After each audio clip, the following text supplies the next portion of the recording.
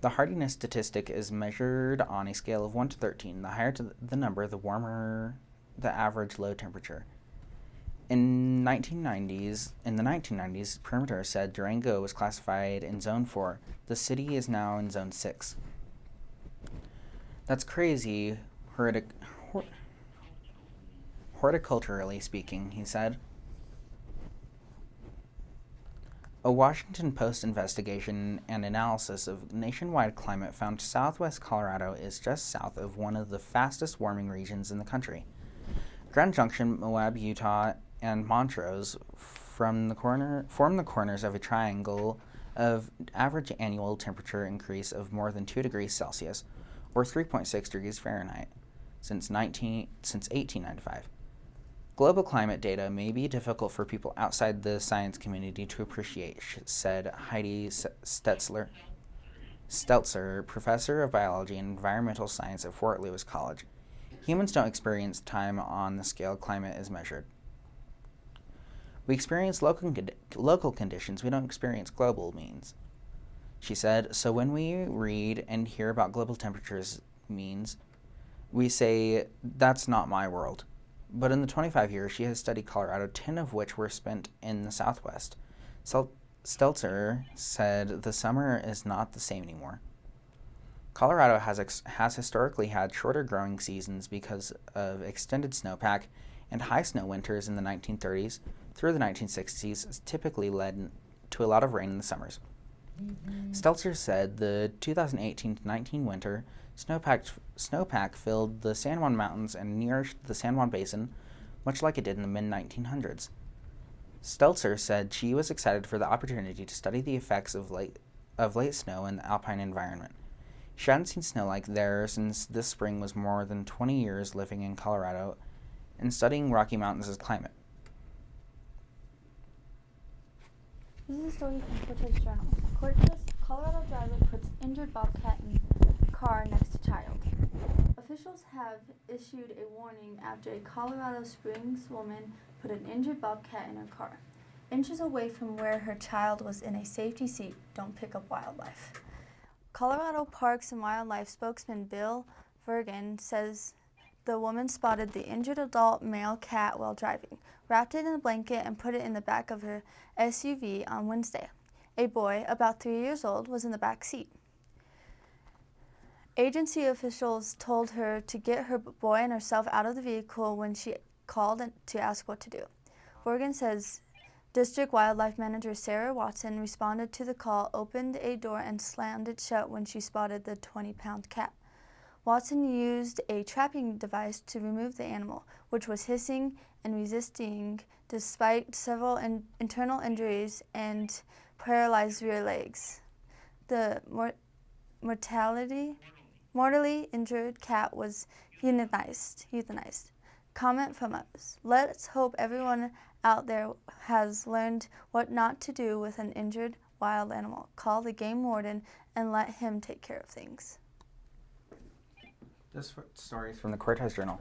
Virtual reality used to highlight uranium contamination on Navajo. Activists are using virtual reality technology to focus on areas of the Navajo Nation affected by uranium contamination.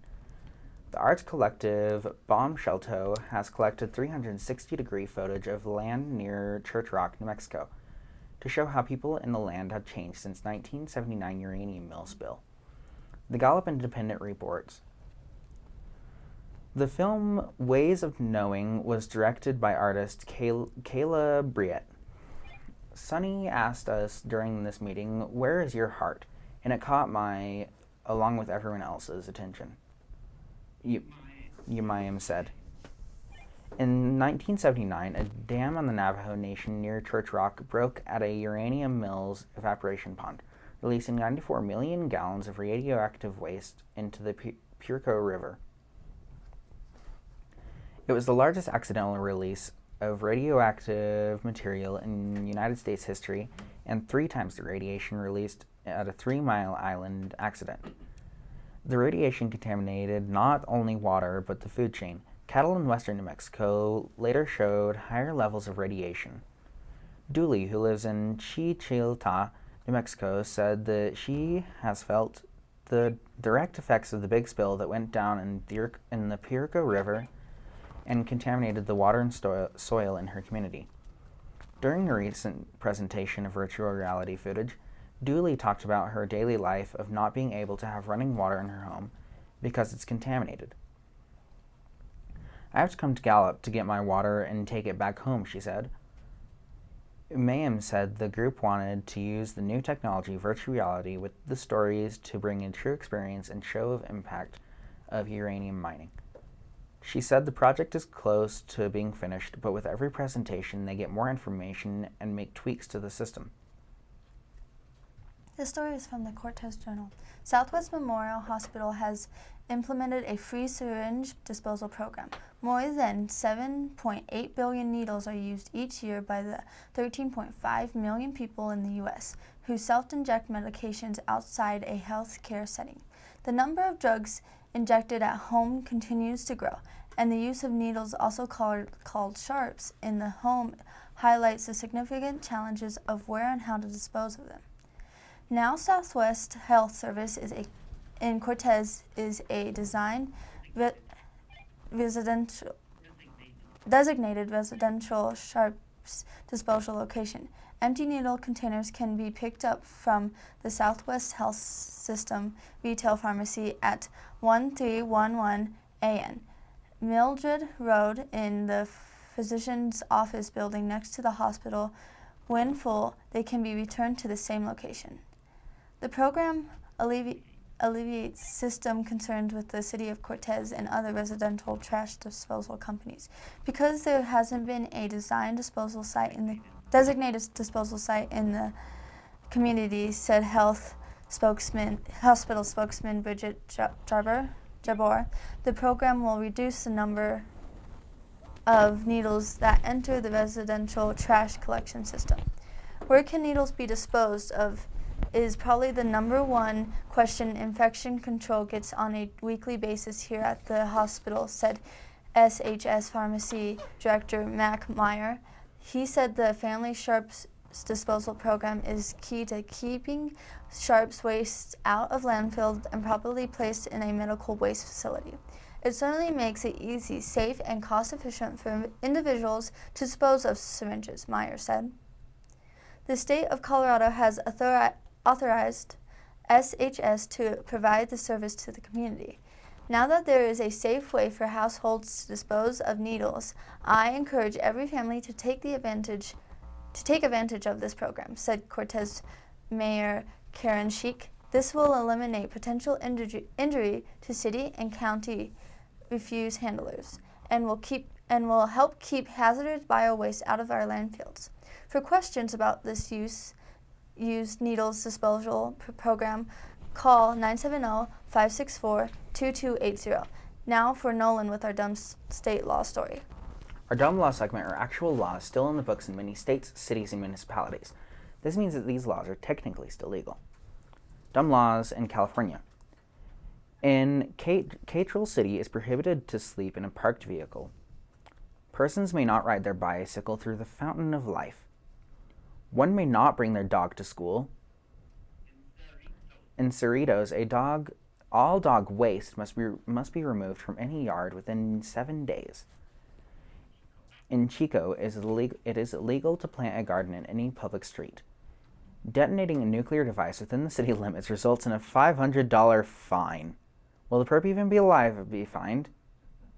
And nuclear devices are more expensive. One must obtain a permit from the city to throw hay in a cesspool.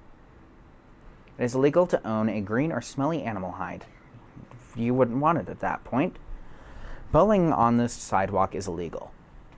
Driving a herd of cattle down a street is against the law. In Dana Point, one may not use one's own restroom if the window is open, so you have to use a fan or get fined. In Downey, it is illegal to wash your car in the street. And now for our weather report with Hannah.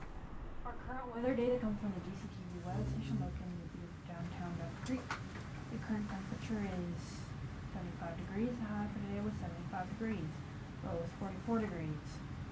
The barometer is at 29.89 inches. inches, and his falling humidity is at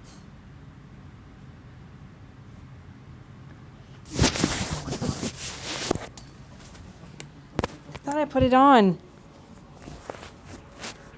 Humidity is at 18%. Wind is between 1 and 6 miles per hour from the east. Gust up to 20 miles per hour. I thought I put it on. There were hundreds of an inch of moisture in the DCTV weather station today.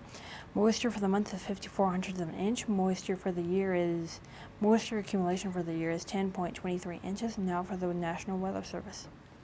There is rain from Washington, Oregon, Idaho, and western Montana. Mixed participation backs up the rain.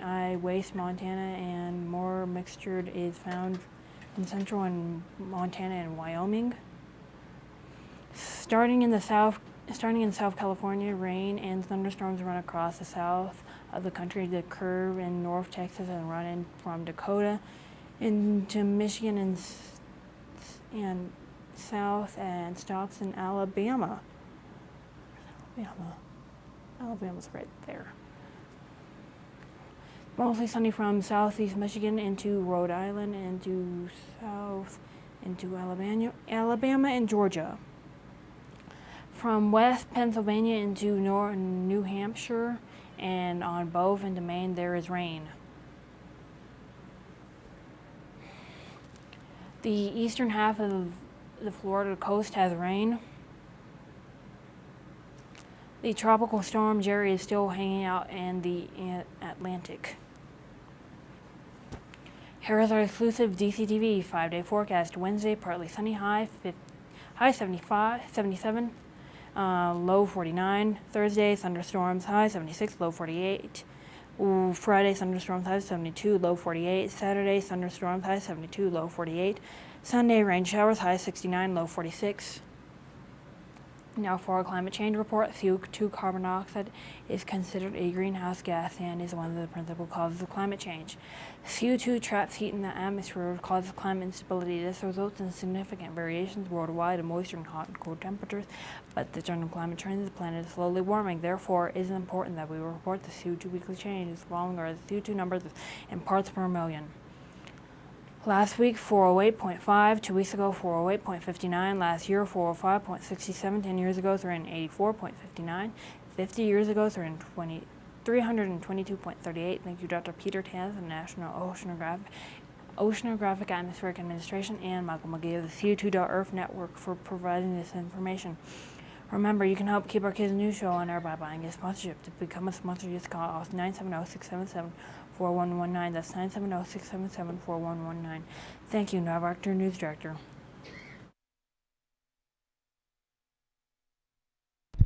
And that's the end of today's DCTV 4-H news program.